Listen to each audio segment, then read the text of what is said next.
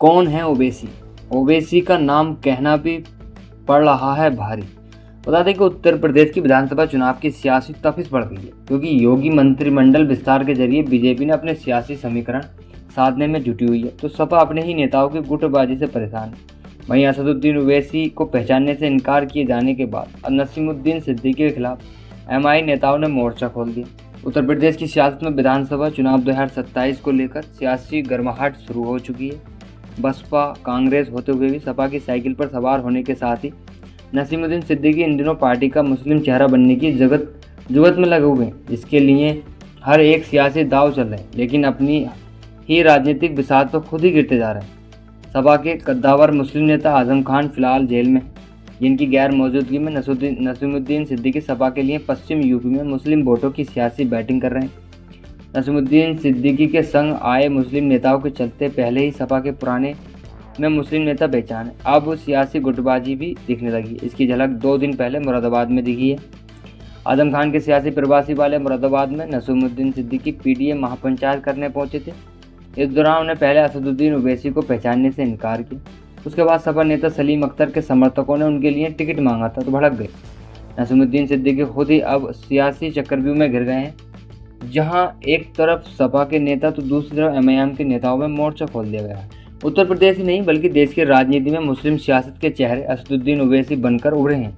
बिहार और बंगाल के बाद यूपी में ओवैसी के सियासी प्रभाव को लेकर पत्रकारों ने सवाल पूछा कि यूपी में कितनी बड़ी चुनौती मानते, जिसका जवाब देते हुए नसीमुद्दीन सिद्दीकी ने ओवैसी को पहचानने से ही इनकार कर दिया। सिद्दीकी ने कहा कि कौन ओवैसी मैं नहीं जानता और मैं पता करके बताऊंगा।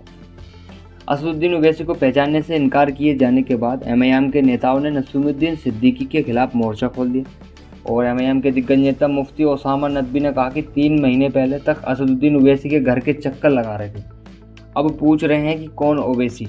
नसीमुद्दीन सिद्दीकी बिना रीढ़ के नेता हैं, जो मुसलमान के नाम पर सिर्फ वोट अपना राजनीतिक उल्लू सीधा करते रहे। ओवैसी साहब ने क्या कहा?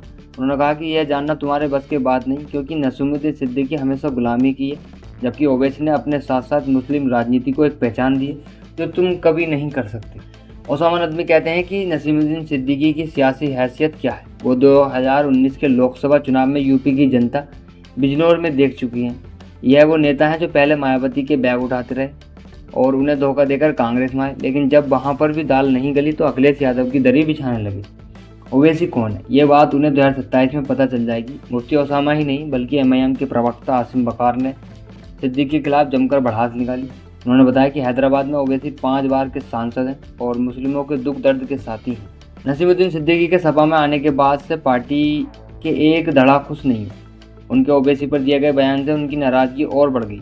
यही वजह रही है कि नसीमुद्दीन सिद्दीकी पीटीए महापंचायत के लिए मुरादाबाद पहुंचे तो ना ही सपा के स्थानीय सांसद पहुंचे और ना ही कोई विधायक। इतना ही नहीं, ओवैसी को पहचानने से इनकार किए जाने के बाद एमआईएम नेताओं ने जिस तरह मोर्चा खोला, उससे मुस्लिम समाज में सपा को लेकर नाराजगी दिख रही है।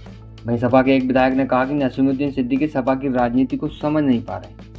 सपा प्रमुख अखिलेश यादव भी ओवैसी को लेकर कोई टिप्पणी नहीं कर रहे। पार्टी नेताओं को भी हिदायत है, ऐसे में ओवैसी पर उन्हें बयान देने की जरूरत नहीं थी, लेकिन उन्हें मुस्लिम चेहरा बनने की बहुत जल्दी है, जिसमें सपा का नुकसान भी कर रहे हैं। नसीमुद्दीन सिद्दीकी ने बसपा छोड़ने से पहले जिस तरह मायावती को निशाना बनाया था और उन पर गंभीर आरोप लगाए थे, उसे लेकर दलित समाज की नाराजगी अभी भी खत्म नहीं हुई है। बसपा और दलित समाज के लोग नसीमुद्दीन सिद्दीकी को बहुत अच्छा नहीं मानते। मुस्लिमों में भी उनकी बहुत पकड़ नहीं है। ऐसे में उन्होंने इस तरह से बयान देकर सपा के भला करने के बजाय नुकसान करने का काम कर रहा, जिसकी शिकायत पार्टी के गुट सपा के प्रमुख से भी करने की तैयारी हो रही है।